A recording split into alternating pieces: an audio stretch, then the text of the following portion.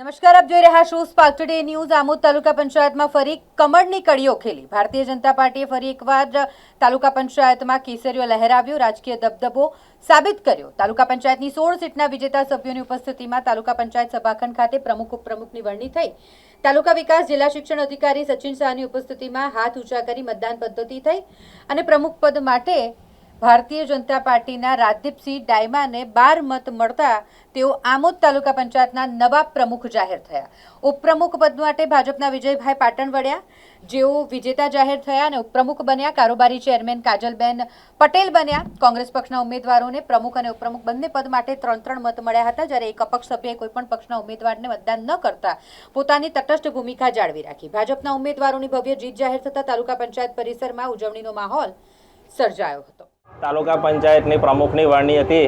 એમાં અમારા ગુજરાતના ભાજપ પ્રદેશ પ્રમુખ શ્રી જગદીશ વિશ્વકર્માજી, ભરૂચ જિલ્લાના અધ્યક્ષ પ્રમુખ શ્રી પ્રકાશ મોદીજી અને અમારા મહામંત્રી નરેન્દ્રસિંહ પરેશભાઈ અને જગદીશ મિશ્રીજી તથા આમોદ તાલુકાના પ્રમુખ શ્રી દીપકભાઈ, મહામંત્રી હિતેશભાઈ, મયુરસિંહ અને અમારા લોકલાડીલા ધારાસભ્ય શ્રી ડી.કે. સ્વામીજીએ જે આજે મને આ પદ માટે અમારી પ્રમુખની વરણી કરી છે એ અમે ખૂબ નિષ્ઠાપૂર્વક અમે નિભાવીશું અને આમોદ તાલુકાનો ખૂબ વિકાસ થાય એ માટે અમે બધે જ આખી ટીમ અમે પ્રયત્નશીલ રહીશું।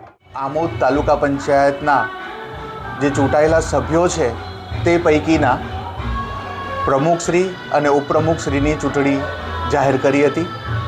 આ ચૂંટણીની અંદર મળેલી ઉમેદવારી પત્ર મુજબ રાજદીપજી સુરેન્દ્રસિંહ દાયમાને 12 મત મળ્યા છે, એટલે પ્રમુખ તરીકે તેઓ પસંદ થયેલા છે અને ઉપપ્રમુખ તરીકે વિજયભાઈ સન્મુખભાઈ પાટણવડિયા તેમને પણ 12 મત મળેલા છે।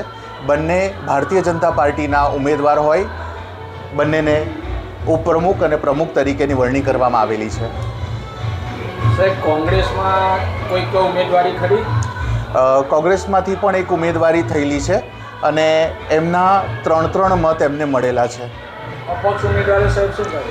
અપક્ષ ઉમેદવારે બંનેમાંથી કોઈ પણ પક્ષે મતદાન કર્યું નથી।